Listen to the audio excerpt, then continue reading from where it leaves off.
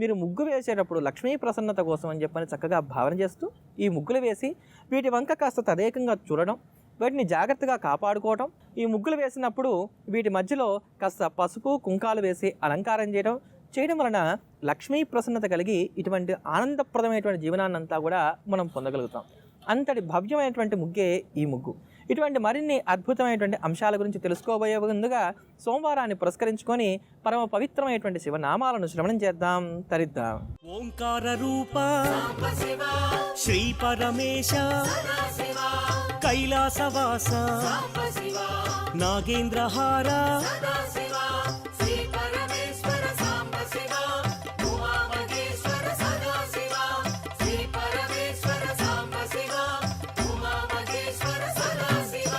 పార్వతీ నాయక పురాణ పురుష పాప వినాశ పాహి మహేశ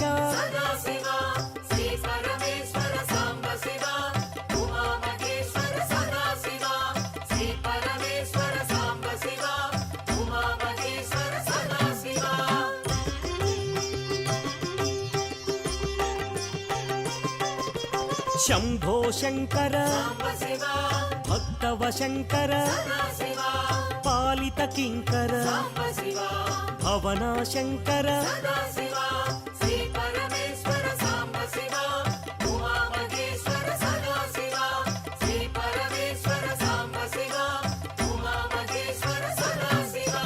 నమః శివాయ మహేశ్వరాయ మహాదేవాయ వామదేవాయ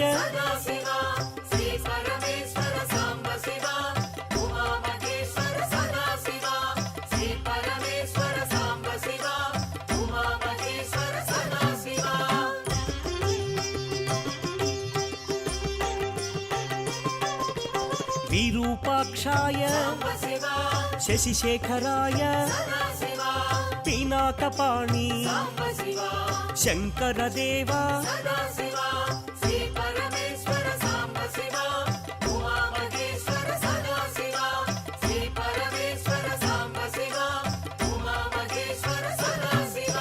త్రిశూలపాణి విష్ణువల్లభ అంబికనాథ శ్రీకంఠాయ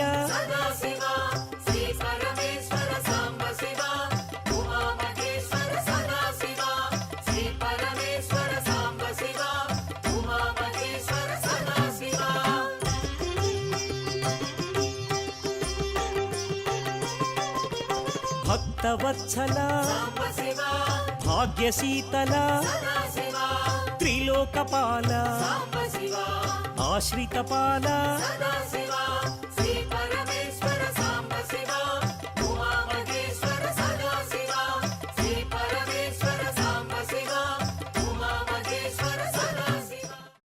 అమ్మ, అలాంటి వాళ్ళది నిజమైన ప్రేమ కాదు, అది వ్యామోహం. ఎగ్జాక్ట్లీ చిన్నత్త, నిజంగా ప్రేమించుకున్న వాళ్ళు అలా చేయరు. ఎంత మనసు విరిగిపోతే కన్న కూతుర్ని పట్టుకొని మా దృష్టిలో చచ్చిపోయా ఉంటుందా తల్లి?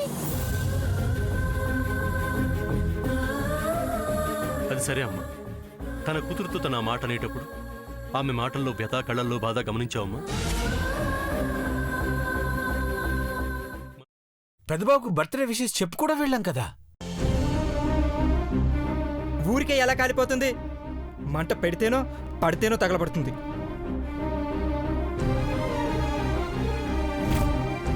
కరెక్ట్ చిన్నబాబు, నీకొచ్చినట్టే నాకు డౌట్ వచ్చింది. పార్వతే షర్టును తగలబెట్టిందనుకుంటా.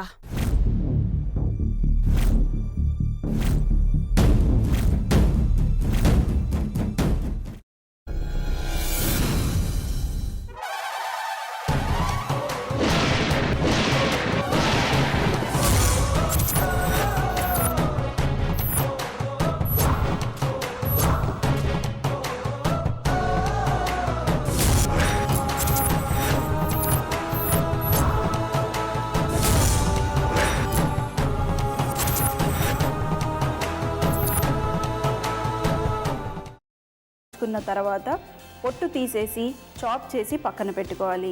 ఒక ప్యాన్లో కొద్దిగా నూనె వేడి చేసి అందులో ఆవాలు, మినప్పప్పు, శనగపప్పు, కరివేపాకు, సన్నగా తరిగి పెట్టుకున్న ఉల్లిపాయలు వేసుకుని 1 నిమిషం పాటు వేయించుకోవాలి. ఆ తర్వాత కాల్చి కట్ చేసి పెట్టుకున్న వంకాయని కూడా అందులో వేసుకుని బాగా మిక్స్ చేసి బౌల్లోకి ట్రాన్స్ఫర్ చేసుకుని అందులో తగినంత చిక్కటి పెరుగు లేదా పల్చటి పెరుగు వేసుకుని మిక్స్ చేసి అన్నంతో కానివ్వండి, చపాతీతో కానివ్వండి సర్వ్ చేసినా చాలా బాగుంటుంది.